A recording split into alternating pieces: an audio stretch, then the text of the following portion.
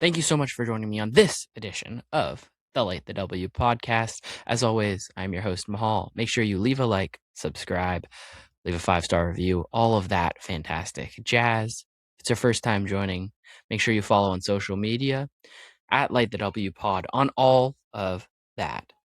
Twitter, Instagram, TikTok. We're active on all of those. So, without further ado, let's sound the horn and get into this episode. The pitch from Acevedo. Swung on and lined down the left field line for a base hit. Fly ball, gap, right center field. And Double him up at second. Luke is going back to the 1-8 track. Get out the right, run and busted grandma. It is grand salami time.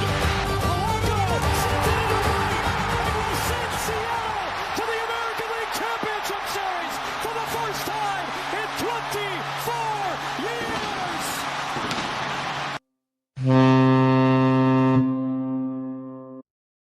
The time continues to tick down towards opening day, but the time is ticking much closer to the start of the World Baseball Classic, and competitive baseball starts this week in a general sense. We're a Mariners podcast, but we're going to be talking about the World Baseball Classic from a Mariners lens today. We're going to be doing a bracket challenge. We're going to be looking at each of these teams, specifically what Mariners are on each of these teams. We'll be talking about what to expect from these Mariners, what could be some fun storylines to talk about, who do we expect to have the biggest showcase really at this tournament, who's going to surprise some people, and ultimately who's going to be back the soonest, who's going to be back the closest to opening day. So it should be a really fun episode, going to be more unique. We're an analytical, more focused podcast, and that's not what this is going to be. So as the time ticks closer to the World Baseball Classic starting, towards opening day starting, it's time now to start this episode of the Light the W podcast.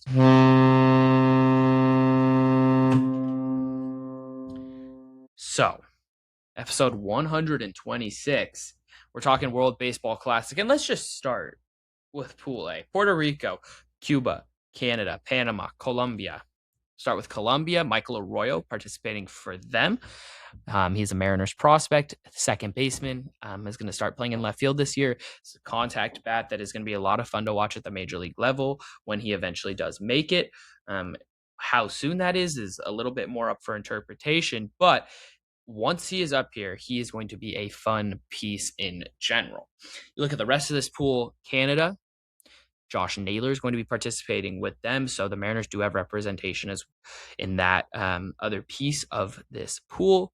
Outside of that, not a ton, not anyone really of importance participating for the Mariners, but Michael Arroyo, Josh Naylor, both fun pieces to look at in this group.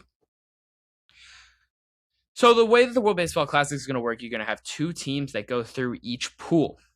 You're going to have the first team, of course, and the second team. Puerto Rico, Cuba, Canada, Panama, Colombia. I don't think is that hard to predict, to be honest. I think Puerto Rico going to go first, and then you're going to get Canada, I think, second in that pot. So both those two teams will go through the quarterfinals. Some teams eliminated. That does mean that Michael Arroyo would come back really quickly, and would be able to get quite a bit of play time, especially with guys still over there in the World Baseball Classic. And you expect the infielders to be a key piece of what is going on with this Mariners roster. So any chance for these young guys to show off what they can do is going to be key. And for Michael Arroyo, I think coming back earlier would definitely be advantageous for him. Moving on, let's talk about Pool B. United States, Mexico, Italy, Great Britain, Brazil. This is the big one for Mariners representatives. Let's talk with the United States, and it starts with the man, the myth, the legend, the big dumper, Mr. Cal Raleigh. We got the t-shirt here, the jersey. We're ready to rock. Came in the mail today. We'll be rocking that Friday when the United States start their pool play against Brazil that evening. So it should be a lot of fun off the bat really quickly. Like I said, the United States, they're going to start early. That should be a 7 p.m. start, Pacific time. and sorry, 5 o'clock start Pacific time. Terrible math there. So the United States will be starting off early. Those will be fun players to watch for the United States. It's Big Dumper and it's Gabe Spire, left-handed reliever. It'll be interesting to see how much Spire is used. There are a lot of pitchers, there are a lot of relievers on this United States team. So to see how much he gets used will definitely be interesting. And I want to see him show off his talent and show off just how good he is. But after throwing as many innings as he did last year and throwing as late into the season as he did, because the Mariners did make it to Game 7 of the ALCS, if you didn't know. So he threw a lot of innings, and it's coming off a 2024 season where he was hurt and he dealt with injuries and there was fatigue there, and that led him to have a bad season. And you entered 2025 with Gabe Spire and you weren't really sure what he was going to be. He comes out, really blows the doors away, and becomes the high leverage reliever that you expected him to take the step towards in 2024 after a good 2023 season.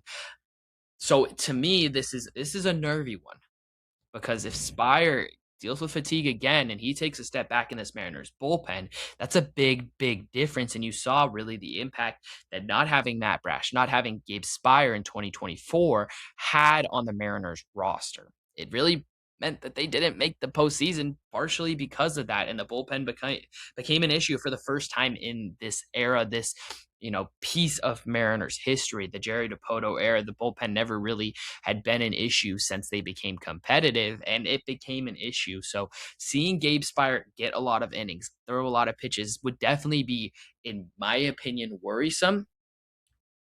But that would be trumped by the excitement in seeing Gabe Spire pitch for the country. And ultimately, that's the thing we have to remember about all of these guys, is that while in the back of our heads, we are going to be thinking, that's a little bit scary. Do I want this guy throwing a bunch of innings in the middle of spring training where they had to now ramp up their seasons quickly after ending their seasons closer to November than they ever have in their careers? That is a worry. That is something that makes you nervous. But you have to remember that at the end of the day, more than anything, let's be excited for these guys and let's feel the feels of seeing them pitch for their countries, because this is a big deal for these guys. Moving on to Team Mexico, Mariners have more representatives there as well. You look at Andres Munoz, the closer, and it's the same storyline really as Spire. Threw a lot of innings last year. We saw fatigue creep in at the end of the season. He hasn't really dealt with injury in the same way, knock on wood. But there is the nerve of that happening, and that's something you really don't want to see with the big guy, your closer, that you need on this team. Andres Munoz goes down. This team goes down with him. He is a captain on this ship. And at the end of the day, he's a Mariner. And you need every Mariner you have to be able to go and do what you expect and want to do in 2026. But again, seeing him pitch for Team Mexico, seeing him go blow the doors off of some guys should be really, really fun. And it should be the thing that you think about first and foremost before you have any worries about injury, before you have any thoughts that, is this going to come back to bite the Mariners when we get into late September? When we get to the final stretch, where hopefully this team has already pretty much secured a postseason spot and we're not stressing. But it's the Mariners. We come down to the wire every year, and you're going to need each and every one of these guys to be playing at their very best come the final 2-3 weeks of September and into October, very hopefully. Also on Team Mexico, Randy Rosarena. Position players, it's a lot more fun. I think this is just a more advanced spring for them. You don't want them to get hurt ultimately, but that's the case with everyone. And seeing a Randy Rosarena in the World Baseball Classic would be a lot of fun. This is a guy that loves the spotlight, loves to have fun. So I do think that for Randy Rosarena, this is an event that's really fun for him. He loves doing it. We saw him rock the cowboy boots a lot in the 2023 edition of the World Baseball Classic. So seeing him play for Team Mexico again should be a blast, and everyone should be excited about that. Italy's also in this group. Dominic Canzone, Miles Mastrobuoni. Oops, my fault. will be both playing for Team Italy, and it's a good chance to see what Dom Canzone starts to look like.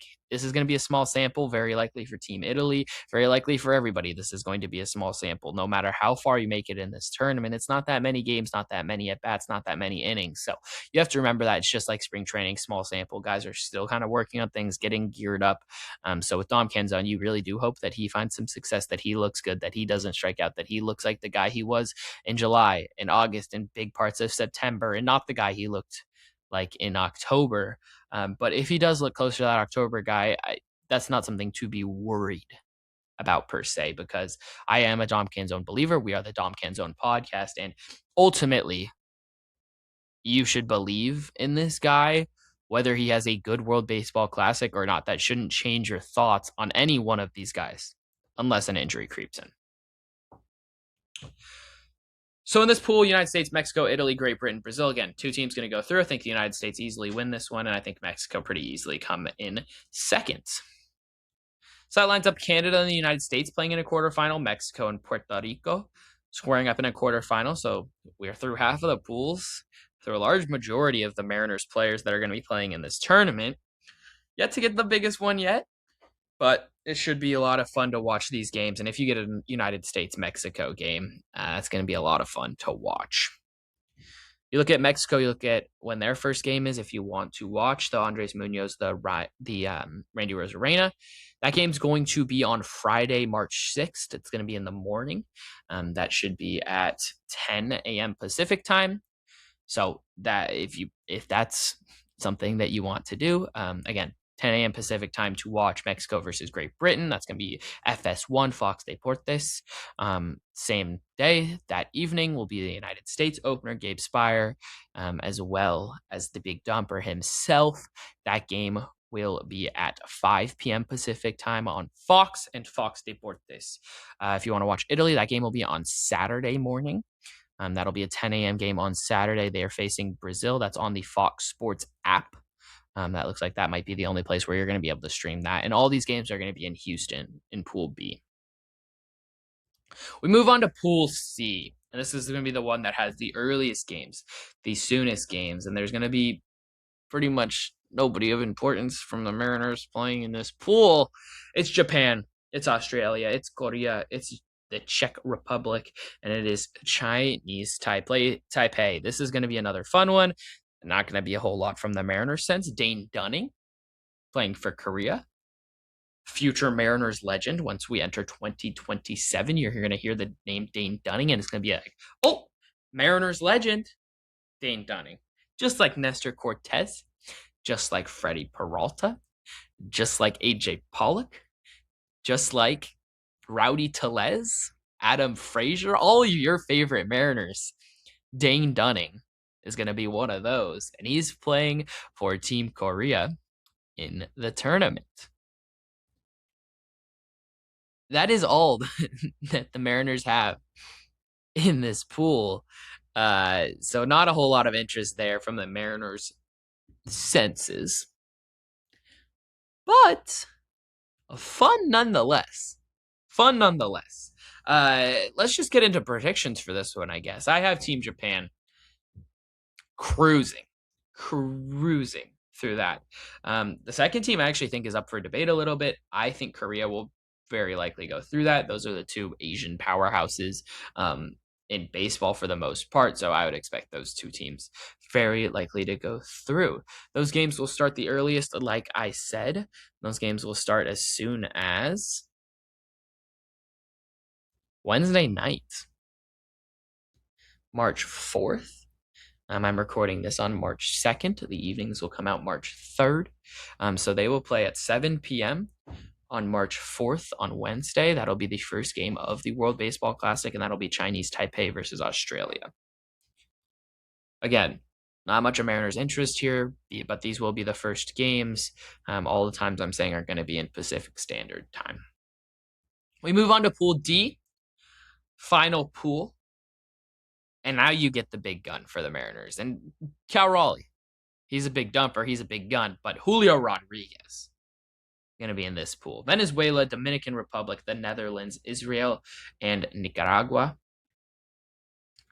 And it's Julio. It's the Julio show. And if I have one guy that I think is really going to take this tournament and run with it, and he has made a name for himself, but I see 2026 as the year where Julio puts it all together, where he fully breaks out. And I think it's going to start in this tournament, and he is going to be the leader for the Dominican Republic that carries them not only through pool play, but to the quarters, to the semis, and maybe to the finals.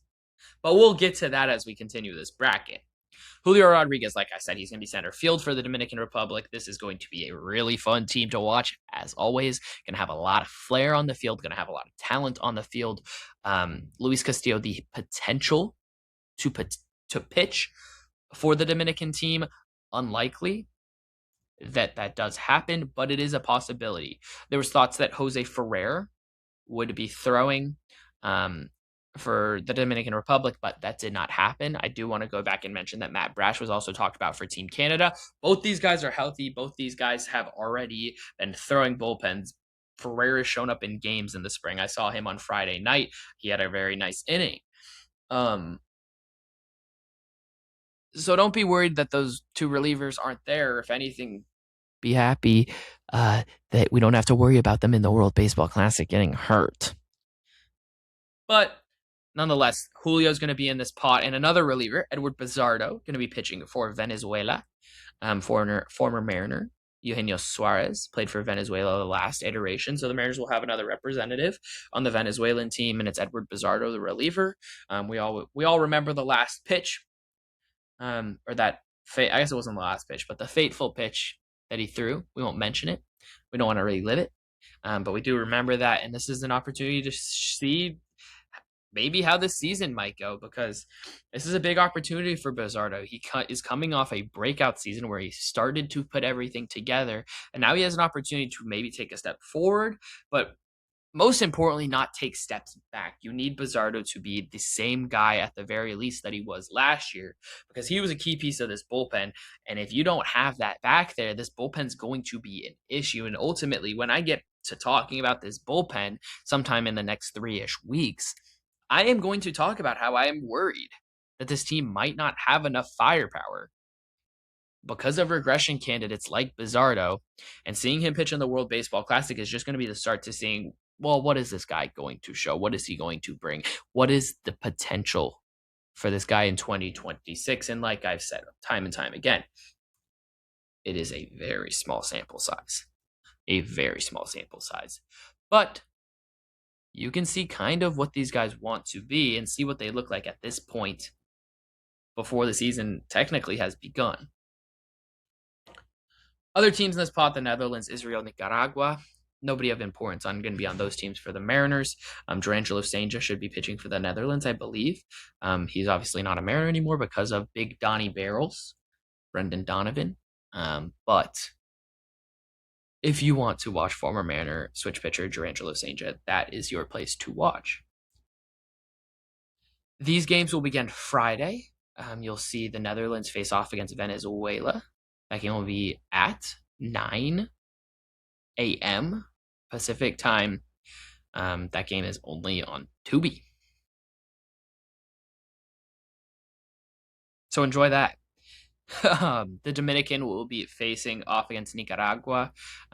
That game will be at 4 p.m. Pacific time. That's on FS2. That'll be starting an hour before the United States game. So get your Julio intake in, get yourself a double screen, and you can watch the Big Dumper and Julio Rodriguez at the exact same time. Can't beat that. Maybe we'll get an at bat right perfectly synced, and you'll get a Big Dumper dump, and you'll get Big Julio going Big J-Rod yard at the same time. Speak it into existence. You never freaking know. In this pool, Dominican, I think, is going to finish first. I don't have any upsets here yet. Venezuela, I think, is going to finish second. We move on to the quarterfinals. Canada, U.S., Korea, Dominican, Mexico, Puerto Rico, and Venezuela versus Japan. Those are the matchups that you're going to get in the quarterfinals. We'll start with the United States versus Canada. And I think actually Canada has a very solid team, and maybe that's my Josh Naylor bias popping in. But I think the United States will handle this pretty easily, and they will go through to the semifinals. Korea versus the DR. This feels like a mismatch made in heaven for Mr. J-Rod. And this is where he starts to come into his own. I think he showed that he is a big game player in the postseason last year. And I think he will continue the dominance he showed in the postseason into the World Baseball Classic. And he will lead them to a matchup with the United States in the semifinals. Mexico versus Puerto Rico. This is going to be a really good game. I think this is about as good as it gets for this quarterfinal matchups. I could honestly lean either way. You could talk me into either one of these teams. I do think that Puerto Rico is dealing with a few things because of the things we don't really want to have to talk about in terms of insurance stuff. And I do think that will come back to bite them and will let Mexico go through to a semifinal. Who they're going to be faced up against will be either Venezuela or Japan. Japan actually lost to the Oryx Buffaloes yesterday. So are they going to get upset by Venezuela? I think not. That's a very good Japan team. And ultimately, the United States and Japan are two teams that are just so good. And those are the two powerhouses in the world at the very most basic. It's those two teams in the DR that are really going to always be the top three teams in the world, it feels like. And they're gonna all three be in the semifinals, I think, and it will be interesting to see who goes through to the final. The United States will get the Dominican Republic. That'll be on March 15th. And that's going to be one heck of a game, let me tell you. Ultimately, I do think that Julio Rodriguez will guide his team to a final. I think the United States have a lot of pitching. I do think that might be the reason that they ultimately win that game. But I really do feel like Julio Rodriguez is going to be the MVP of this tournament. He's going to show why he's going to be an amazing player in 2026. And we're going to be talking about him on Thursday, me and Jeff, I'm sure. But I think that this is I'm showing that I'm not underrated moment, the season of I'm not underrated. I'm that freaking guy for Julio, and I think that the World Baseball Classic is just going to be the perfect spot for him to show that, representing his country where he has done so much work in the community, where he loves his Dominican roots coming from Loma de Cabrera. So I really do just think Julio Rodriguez is going to take this tournament and run with it and have an amazing tournament. Other semifinal will be a day later, March 16th, Mexico-Japan. This is a rematch of the last World Baseball Classic where Mexico nearly upset Japan. I don't think it's going to be quite as close, and I think Japan will win that one with Mr. Shohei.